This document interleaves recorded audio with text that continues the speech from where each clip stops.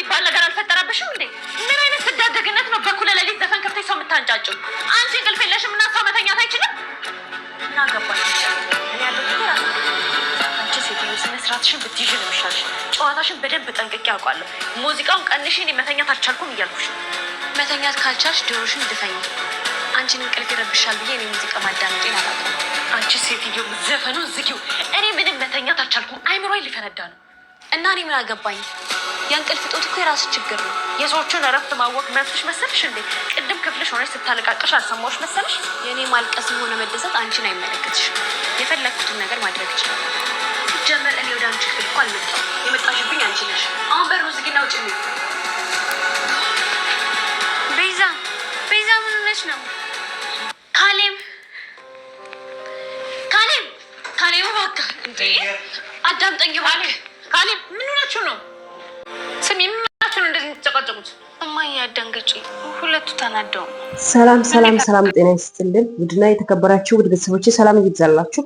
ለዚህ ቤት አዲስ ከሆናችሁ ማለትም ዛሬ መጣችሁ ለዚህ ቤት ከሆናችሁ ላይክ ሰብስክራይብ አድርጉት። ዛሬ እንግዲህ በጣም አስተማሪ ቁም ነገር የሆነ ድራማ ነው የመጣሁት ማለት ነው። እንግዲህ ሁላችንም በጣም የምንወድ ድራማ ነው። እንግዲህ ወደ ቤተሰቦቻችን ወደ ቀጥታ ወደ ድራማው እንሄዳለን። እንግዲህ ኤልሳና ናታን ተጣሉ። ከዛን እናትዮ ሲመጣ እነሱ በጣም ስለተጣሉ ኤልሳ እንግዲህ እናቷ ቤት ከፍታ ስትገባ ጊዜ በጣም ተናደደችና ኤልሳ ዞር ትላለች ማለት ነው። እንግዲህ ምንድነው የተፈጠረው ነገር? ምን ሆናችሁ ነው ብላ ማለት ሲጠይቃት ማለት ነው። እንግዲህ ማሚ ምንም ያልተፈጠረው ነገር የለም፣ ምንም የተፈጠረው ነገር ስለሌለ አንቺ ዝም በይ ምናምን አለች ማለት ነው። እናትየውን ማለት ነው። ኤልሳ እንግዲህ ማሚ አለች፣ እኔ ታምሜ በጣም ነው ማለት በጣም ነው የታገስኩት፣ እሱ ግን እያበደ ነው ቤት ውስጥ እና ስላት እና አንቺማ ልክ ነሽ ልጄ እና እንደዚህ ያለች። ከዛ ካሌብን ቢሆንም እንደዚህ አይነት ስሜታዊ መሆን አይጠበቅም ወይም አይሆንም እና ስላት ኤልሳ ደግሞ ማሚ እኔ እኮ በጣም በጣም ነው የታገስኩት፣ ስለዚህ እሱ በጣም እያበደ ስለሆነ እኔ ደግሞ በቃ ታገስኩት፣ ከአቅሜ በላይ ሆኗል ምናምን ስትል ልጄ አለች። እንግዲህ ከዛን ደግሞ እንደዚህ ስል እና ደሊና ደግሞ እንጂ እሱ እኮ ብቻው ሆኖ ክላስ ላይ በጣም ተናዶ ክላስ ላይ ነው ያለው። ስለዚህ እናታ ላይ ነው የሚላደግህ ብላ በልሳ ስጠይቃት እንዴ አንቺ እንደምንም እንደው ገብተሽ እሱን እኮ ማባበል አለብሽ፣ ምንም ግቢና በቃ ማለት ስለዚህ አንቺ ግቢና ብታወሪ ይሻላል።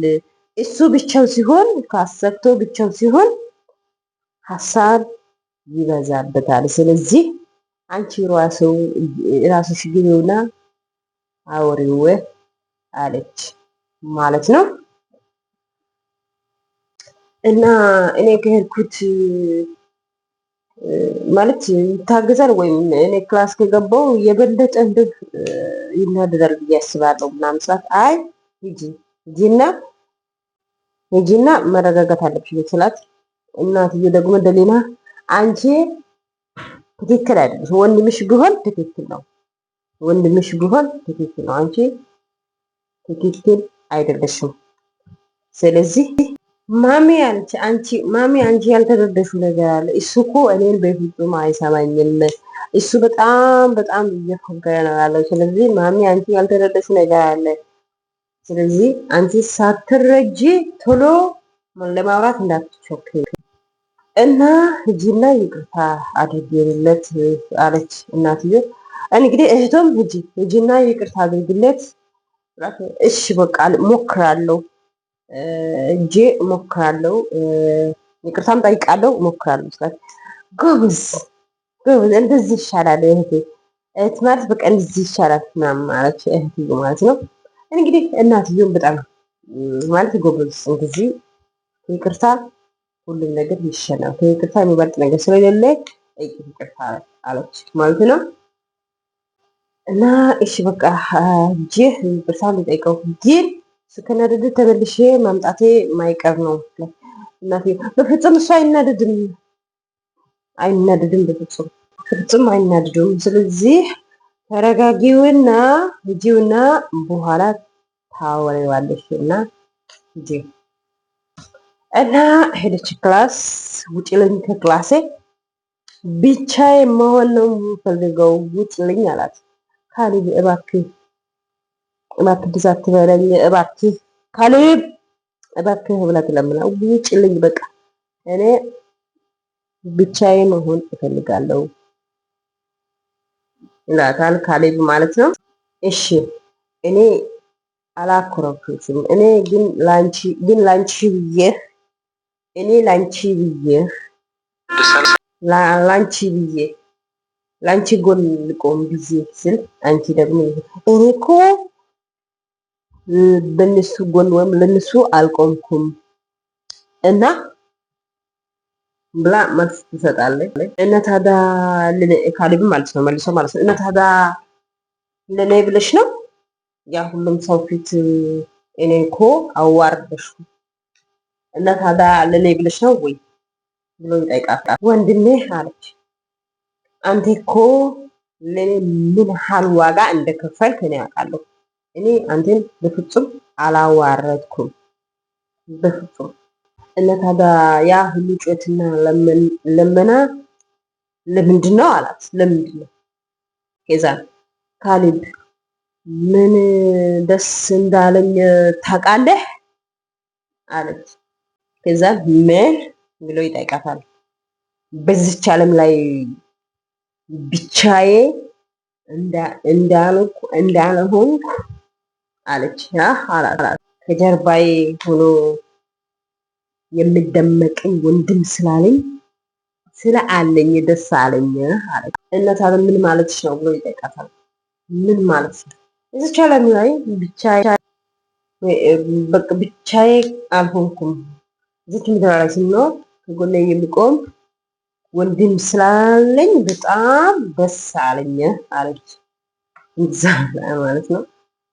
እኔ እኮ አላት እኔ እኮ የአንቺ ህመም የአንቺ ስቃይ ማየት አልፈልግም እንደዛ ነው ይላታል። እዛ አወኩ እኮ ገባኝ እኮ ካሌብ አለች። ገባኝ እኮ አወኩ እኮ ወንድሜ አለች።